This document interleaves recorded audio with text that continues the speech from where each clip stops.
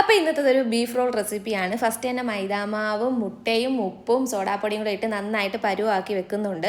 എന്നിട്ട് അതിന് ശേഷം ലാസ്റ്റ് കുറച്ച് വെളിച്ചെണ്ണയും കൂടെ തടവി വെക്കുന്നുണ്ട്. അതിനുശേഷം ആവശ്യമുള്ള ഇഞ്ചിയും വെളുത്തുള്ളിയും സവോളയും കറിവേപ്പിലയും പച്ചമുളകൊക്കെ അരിഞ്ഞ് ജസ്റ്റ് ഒന്ന് എണ്ണയിലിട്ട് മൂപ്പിച്ചെടുക്കുക. അതിനുശേഷം നമ്മൾ മിക്സിയിൽ കുറച്ച് ബീഫേ ഉണ്ടായിരുന്നുള്ളൂ.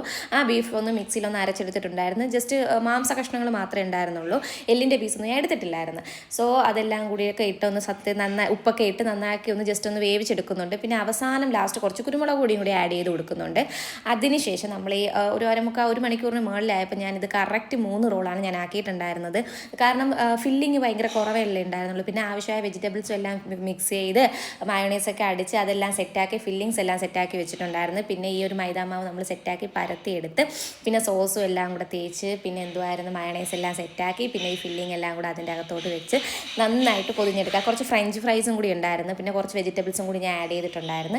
കഴിക്കാൻ എൻ്റെ പൊന്നും അടിപൊളി ടേസ്റ്റാണ്. അപ്പോൾ നിങ്ങളൊന്ന് ട്രൈ ചെയ്തു.